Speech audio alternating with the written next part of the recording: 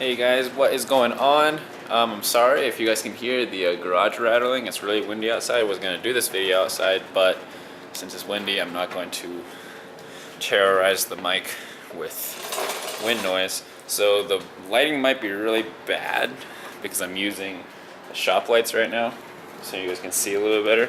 But anyways, today what my video is going to be about, I am showing you guys how to remove one vinyl. I already took off the S on this one, so then you guys could actually, I was making sure I could actually do this, so I was making sure I could make a video about it. But we are taking that sticker there off, and we are putting this one on, I'm pretty sure in place of it, from Rumble Brothers. Go check them out.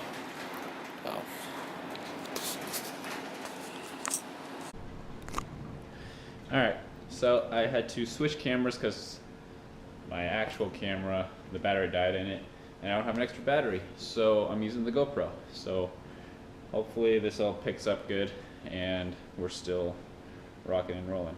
But like I said, I am taking the vinyl off of this one, taking this one off, and I'm replacing it with this vinyl here, and this is from Rumble Brothers. I'll leave a link for all their stuff down below, their Instagram, their website, all that good stuff. But we have to focus on getting this one off first. So what I did in preparation for it, as I knocked the WD-40 over, I took a heat gun here and I ran over the vinyl. Hopefully you guys can still hear me. You run over the vinyl, just heat it up, get the adhesive to not stick as much underneath. Don't focus in one spot too much. And then you should simply, if it works like the other one did, should simply be able to just go at it with your fingers.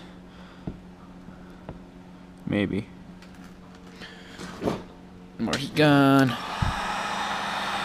Yep, you can watch it. You can see the adhesive just kind of melted a little bit there. See, there we go. And then it just rolls off. And you keep picking at it until you got a big enough piece that you can just peel it off. So now there's no more, oh, there you go. Neighbor. Neighbor. That's the new saying. We're just going to stop the video right here, and it's just going to be neighbor. We'll continue. And we'll see if this one's hot enough. So you're just going to kind of hit each letter individually, each piece of whatever vinyl you're taking off. Just hit that piece kind of individually, because by the time that you're taking the one, in my case, one letter off, the rest of them have cooled down. And it all depends on what weather you're doing this in too. Right now, it's about to snow tonight, so I am doing this in about 30-degree weather. So the car went from being outside in 30 degrees to being inside, and I don't know what the temperature is. I have two heaters going right now. So you just gotta know what you're dealing with, work with the conditions that you've got. I really wish I didn't live with this weather, but it's alright. Now we just have a why. It's why, neighbor. Why you get mad at me when my car is so loud in the morning? Or why do you get mad at me when I get off work at 2 a.m. and I come home? Why are you mad? I don't know. You guys should just be happy that you get to hear my Subaru all the time. That's how it should go. Alright, now we're down to neighbor. Alright, now all you have is just an outline of the sorry neighbor. You got some adhesive left over. So I'm going to go grab a microfiber. Just use a little bit of WD-40 so then the adhesive will come off. I'm going to clean kind of like this surface a little bit more. The whole back end needs to be cleaned. This is what happens when we live on a dirt road. Everything else is still pretty clean. I wish that my exhaust would stay cleaner. I just need to polish it. But again, that's hard when you live on a dirt road and you just can't do it as often as you would like to, and it's not going to stay that way. So once I'm living in town, this car's going to stay clean like all the time. But I try and clean this, like, I end up cleaning this car like every other day or every, like, at least 2 or 3 times a week. And I don't know if that's a bad thing. It's obviously not a bad thing because I'm keeping my car clean. But yeah, it's a struggle. Alright, so quite simply, you're going to take your WD-40 here. Uh-oh. I don't know if we've got enough in here. Come on. I can hear you in there. I just gotta... Oh. Alright, let's see if that's good enough. Because all you really don't want is for this adhesive to hang around, even though it's going to be covered by the whole other piece of the vinyl, the next vinyl that I'm putting on. It's just not really going to be a perfect adhering process because you're still going to have all of this adhesive just stuck on there. Like I guys told you in that, I don't remember which video, it was my, when I was tinting the taillights when I had my Pontiac. When I was tinting the taillights on the Grand Prix, I used WD-40 to clean the surface of that. And I still think that WD-40 is one of the better cleaners, at least. This thing is so out of juice. Okay. Because I was going to strip the clear coat down and everything. I am still going to wax it. I might include that in this video. Not the waxing. I might include in this video I'm going to take Rain-X to the bottom of my side skirts and under my fenders. I mean, not under my fenders. Well, yes, under my fenders. In my wheel wells. You put Rain-X in there, just douse it a little bit, and it will actually keep the snow from building up, like in your wheel wells and stuff. So if you're in a place that it snows a lot, it's actually beneficial because, like I said, if you live in a place where it snows, you know that it builds up and it comes to a point where you can't steer all the way, and you end up kicking pieces of your car off. Not pieces of your car, but pieces of the snow. So what I'm talking about is it'll start building up all up in here, and then there comes a point where you're turning your wheel and it's not going to turn all the way because there's snow built up in there. And another reason I need to clean my car. There is bird poop all over the side of my fender here. I was not happy when I walked out and I saw that. So that's another reason I have to clean the car. But now that we've got this whole surface here cleaned, I'm going to get the other vinyl and we will apply this. So you guys saw this one already. We're going to put this right in here. I'm going to find a good point. I'm thinking right there. I'd like it to be lined up with there's a little body line that I don't know if you can see it in the camera, but there's a body line that's too high.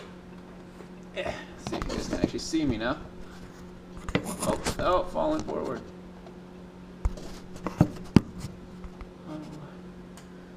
There we go. Okay. So I want to put this right along here. There's a body line, kind of, it's a curvature. I want to put it right above that so that it's level.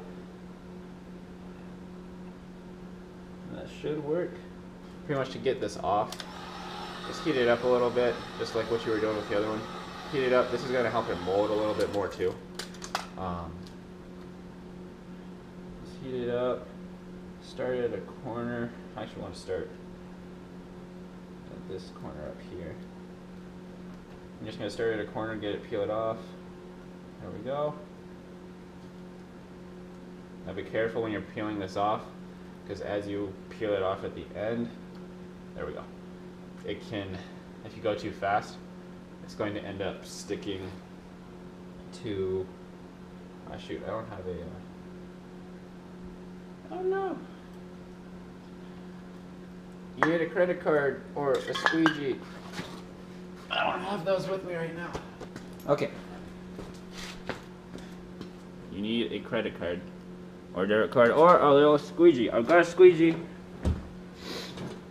I've got a squeegee in my room, but my room is not in the garage. So we're just gonna start. I want to make sure I'm starting at the right point. All right. I'm just gonna have a little bit of a static cling. And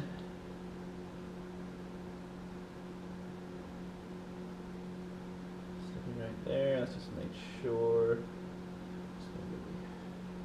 that's not level. Try to do this in only 1 or 2 tries because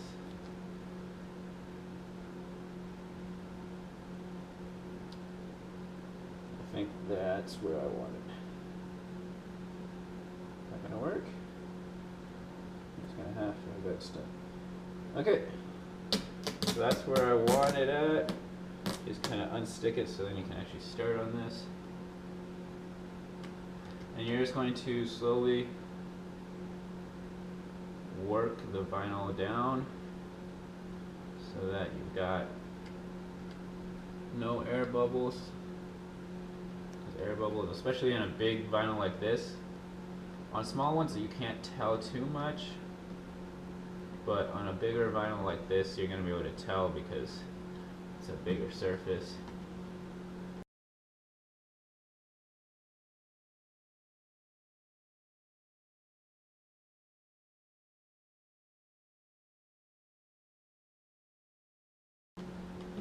And you have yourself a vinyl. And now with this one, it looks like there's some stuff stuck on the outside. There we go. Let's get rid of that. That's not scratching the paint. Paint's not scratching. No paint was damaged in the making of this video. What I'm doing right now is just, there's some fuzzies kind of stuck to the underside of the adhesive here. I don't know where this would have come from. They stuck to it really quick if it was just from me pulling it off. And there is the product. Yeah, it looks gross because it's just this one piece cleaned out, but you go over it, there's no air bubbles. You just check along the line, make sure that it looks like it's sitting flush with everything. And if you need to, just go back over it and just make sure everything's pushed out. With these big ones, you're going to be able to see the air bubbles if they're there. Just make sure the edges are all sealed. And there you go. Thank you guys so much for watching this video. I'm trying to upload a little bit more often. The last video I was going to upload is something I got to work on right now. That took a little bit longer than I thought it was going to. So I'm trying to get that one uploaded for you guys, but this one should be out, obviously, if you're watching it. Thank you guys so much for watching this video. This is kind of a pretty easy little install, but if you don't know how to do it, if you've never done it before, obviously it's a little bit challenging, so hopefully this helps some of you guys out. Also with removing it, it was just the same process. Just warm it up just a little bit. If you need to, use a little bit WD-40 if it's not coming off. But that's how you take off a vinyl, that's how you apply a vinyl, and we are going to catch you guys next time. Thanks for watching. When you put it like that,